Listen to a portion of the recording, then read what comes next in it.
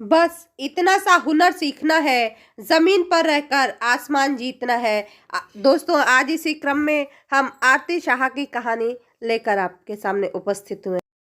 आरती शाह एक भारतीय लंबी दूरी की तैराक थी जिन्हें 29 सितंबर सन 1959 में अंग्रेजी चैनल पर तैरने वाली पहली एशियाई महिला बनने के लिए जाना जाता है। सन 1960 में वह पद्मश्री से सम्मानित होने वाली पहली भारतीय खिलाड़ी बन गई थी और चौथे सर्वोच्च नागरिक सम्मान से सम्मानित की गई थी। कलकत्ता, पश्चिम बंगाल, ब्रिटिश भारत में जन्मी आरती को 4 साल की कम उम्र में तैराकी करने के लिए पेश किया गया था। उनकी अनिश्चित प्रतिभा को सचिन नाग ने देखा था और बाद में वह भारतीय तैराक मिहिर सेन से प्रेरित थी और इसी वजह से वह इंग्लिश चैनल को तैर कर पार करना चाहती थी। उनका प्रारंभिक जीवन के विषय में चलिए चर्चा करते हैं। आरती एक मध्यम वर्गीय बंगाली परिवार में जन्मी थी। वह सन 1940 में कोलकाता में 3 बच्चों और पंच गोपाल शाह की 2 बेटियों में से पहली संतान थी। अपने पिता सशस्त्र बलों में से एक साधारण कर्मचारी थे। 2.5 साल की उम्र में उसने अपने माँ को खो दिया था। उसके बड़े भाई और छोटी बहन भारती का पालन पोषण मामा के घर पर हुआ, जबकि उनकी परवरिश उनकी दादी ने उत्तरी कोलकाता में की। जब वह 4 साल की उम्र की हुई तो वह अपने चाचा के साथ चंपा ताल घाट पर स्नान करने के लिए गई, जहां उन्होंने तैरना सीखा। अपनी बेटी की तैराकी में रुचि को देखते हुए पंच गोपाल शाह ने अपनी बेटी को हाटखोल स्विमिंग क्लब में भर्ती कराया। सन 1946 में 5 वर्ष की उम्र में उन्होंने शैलेंद्र मेमोरियल तैराकी प्रतियोगिता में 110 गज फ्री स्टाइल में स्वर्ण पदक जीता। यह उनके तैराकी कैरियर की प्रथम शुरुआत थी। राष्ट्रीय और ओलंपिक सन 1946 से लेकर 1956 के बीच आरती ने कई तैराकी प्रतियोगिताओं में भाग लिया। सन 1945 और 1951 के बीच उसने पश्चिम बंगाल में 22 राज्य स्तरीय प्रतियोगिताओं में जीत हासिल की। उसके मुख्य कार्यक्रम 100 metre free style, 100 metre breast stroke और 200 मीटर बेस्ट स्ट्रोक थे। यह बॉम्बे के डॉली नजीर के बाद दूसरे स्थान पर आई थी। सन 1948 में उन्हें मुंबई में आयोजित राष्ट्रीय चैंपियनशिप में भाग लिया।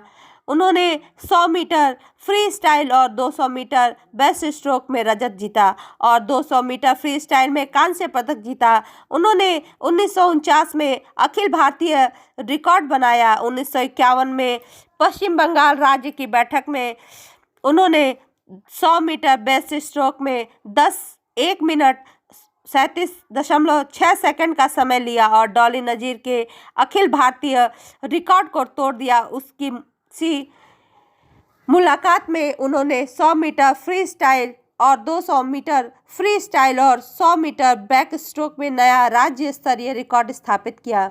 उन्होंने 1952 के ग्रीष्मकालीन ओलंपिक में हम वतन डॉली नजीर के साथ भारत का प्रतिनिधित्व किया। वह 4 महिला प्रतिभागियों में से एक थी और भारतीय दल की सबसे कम उम्र की सदस्य थी। ओलंपिक में उन्होंने 200 मीटर बेस्ट स्ट्रोक इवेंट में भाग लिया। हीट्स में वे उनसे 3 मिनट 40.6 सेकंड का समय दर्ज करवाया। ओलंपिक से लौटने के बाद वह अपनी बहन भारतीय शाह से 100 मीटर फ्री स्टाइल में हार गए। नुकसान के बाद उसने केवल स्तन स्ट्रोक पर ध्यान दिया। चलिए इंग्लिश चैनल को पार करने के सफ़र के बारे में जानते हैं। वह गंगा में लंबी दूरी की तैराकी प्रतियोगिता में भाग लेती थी। आरती को ब्रजेन दास ने इंग्लिश चैनल को पार करने की पहली प्रेरणा दी थी। सन 1958 में Berlin international cross channel swimming race में ब्रजेन दास पुरुषों में पहले थे और अंग्रेजी चैनल को पार करने वाली भारतीय उपमहाद्वीप के पहले व्यक्ति होने का गौरव उन्होंने प्राप्त किया था। संयुक्त राज्य अमेरिका में वे एक डेनिश मूल की महिला तैराक ग्रेडा एडसन ने 11 घंटे और 1 मिनट का समय दर्ज किया था और दोनों पुरुषों और महिलाओं के बीच पहले स्थान पर रहे। इससे दुनिया भर में महिला तैराकों में को प्रेरणा मिली। आरती ने अपनी जीत पर ब्रजेन दास को एक बधाई संदेश भेजा। उन्होंने जवाब देते हुए कहा कि वह भी इसे प्राप्त करने में सक्षम हो सकती हैं। उन्होंने अगले साल के कार्यक्रम के लिए Berlin international cross channel swimming race के आयोजकों के लिए आरती का नाम प्रस्तावित किया। ब्रजेन दास की प्रेरणा से आरती ने इस आयोजन में भाग लेने के बारे में गंभीरता से सोचना शुरू किया।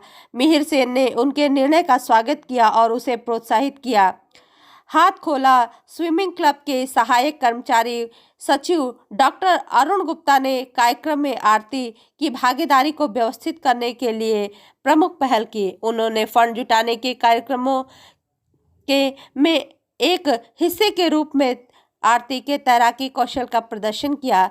इसके अलावा जैमिनी नाथ दास और गौर मुखर्जी और परमिल साहा ने भी आरती की यात्रा के आयोजन में उनकी मदद की। हालांकि उनके सहानुभूति के ईमानदार प्रयासों के बावजूद धन जुटाए गए लक्ष्य अभी भी पूरा नहीं हो पाया था। इस बिंदु पर प्रख्यात सामाजिक कार्यकारी शंभुनाथ मुखर्जी और अजय घोषाल ने पश्चिम बंगाल के मुख्यमंत्री डॉक्टर विधान चंद्र राय के साथ बात की। उन्होंने 11,000 की धनराशि की व्यवस्था की। भारत के प्रधानमंत्री जवाहरलाल नेहरू ने भी आरती के प्रयास में गहरी दिलचस्पी दिखाई थी। उस समय जब उनकी यात्रा की रसद की व्यवस्था की जा रही थी, आरती ने अपना प्रशिक्षण शुरू किया। उसकी तैराकी का एक प्रमुख घटक लंबे समय तक तैरना था। 13 अप्रैल सन 1959 को आरती ने देशबंधु पार्क में तालाब पर 8 घंटे तक लगातार तैरकर प्रसिद्ध तैराकों और हजारों समर्थकों की उपस्थिति में वाहवाही बटोरी। बाद में वह लगातार 16 घंटे तक तैरती रही। उसने आखिरी 70 मीटर तक दौड़ लगाई और फिर थकान का कोई लक्षण उनमें नहीं दिखाई दिया। 24 जुलाई सन 1959 को वह अपने प्रबंधक डॉक्टर अरुण गुप्ता के साथ इंग्लैंड के लिए रवाना हुई। बुनियादी अभ्यास के बाद उन्होंने 13 अगस्त से इंग्लिश चैनल में अपना अंतिम अभ्यास शुरू किया। उस समय के दौरान डॉक्टर विमल चंद्रा द्वारा सलाह दी गई, जो सन 1959 के Butlin international cross channel swimming race में भाग लिए रहे थे। वे इटली में नेपल्स में एक अन्य तैराकी प्रतियोगिता से इंग्लैंड पहुंचे थे। प्रतियोगिता में 23 देशों की 5 महिलाओं सहित कुल 58 प्रतिभागियों ने हिस्सा लिया। दौड़ 27 अगस्त 1959 को केप ग्रीसनेज फ्रांस से सेटगेट इंग्लैंड के लिए स्थानीय समयानुसार 1 बजे निर्धारित की गई थी। हालांकि आरती साहा की पायलट नाव समय पर नहीं पहुंची थी। उन्हें 40 मिनट की देरी से शुरू करना पड़ा था और अनुकूल स्थिति खो दी थी। उन्होंने सुबह 11 बजे तक वह 40 मील से अधिक तैर चुकी थी और इंग्लैंड के तट के 5 मील के दायरे में आ चुकी थी। उस समय उससे विपरीत दिशा में से एक मजबूत लहरों का सामना भी करना पड़ा। नतीजतन शाम 4 बजे तक वह केवल 2 मील और तैर सकी, जबकि वह अभी भी ढोने के लिए दृढ़ थी। उसे अपना पायलट के दबाव में रुकना पड़ा। असफलता के बावजूद आरती ने हार न मानने का दृढ़ निश्चय किया। उसने खुद को दूसरे प्रयास के लिए तैयार किया। उनके प्रबंधक डॉक्टर अरुण गुप्ता को बीमारी ने उनकी मुश्किल स्थिति को मुश्किल बना दिया, लेकिन उन्होंने अपनी प्रैक्टिस को आगे बढ़ाया।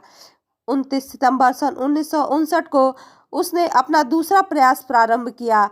फ्रांस के केप ग्रीसनेज से शुरू होकर वह 16 घंटे और 20 मिनट तक तैरती रही, कड़ी लहरों से जूझती हुई और 42 मील की दूरी तय करके सेंट ग्रेट इंग्लैंड पहुंची।